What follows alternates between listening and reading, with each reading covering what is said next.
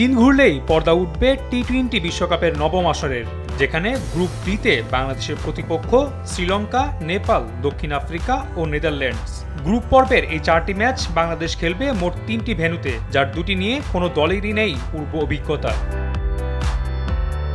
টাইগারদের শিরোপা মিশন শুরু হবে 8 জুন শ্রীলঙ্কার বিপক্ষে ডালাসের গ্র্যান্ড পেরি স্টেডিয়ামে। সব দেশের জন্যই মাঠটা অপরিচিত।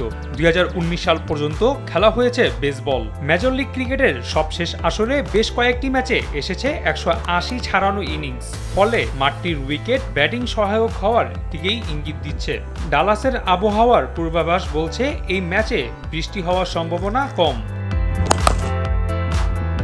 শান্ত বাহিনীর পরের ম্যাচটি হবে নিউ ইয়র্কের নাসাউ কাউন্টি স্টেডিয়ামে। 3 মাস আগেও এই স্টেডিয়ামের কোনো অস্তিত্বই ছিল না, ফলে এই মাঠ নিয়ে কোনো দলের ধারণা থাকার প্রশ্নই আসে না।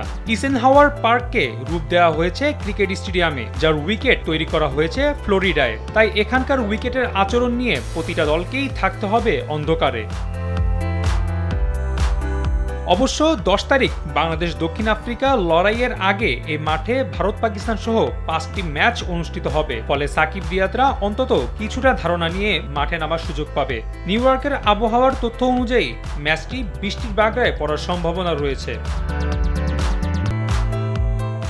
বাংলাদেশের পরের 2টি ম্যাচ হবে ওয়েস্ট ইন্ডিজের কিংসটাউনের সেন্ট ভিনসেন্টে। বাংলাদেশ সবশেষ এই মাঠে খেলেছিল 2014 সালে। এরপর এ মাঠে কোনো আন্তর্জাতিক ম্যাচই হয়নি, এমনকি ক্যারিবিয়ান প্রিমিয়ার লিগের ভেন্যু তালিকায়ও ছিল না এ মাঠ। তাই পূর্ব অভিজ্ঞতাই কাজে লাগাতে হবে লাল সবুজদের।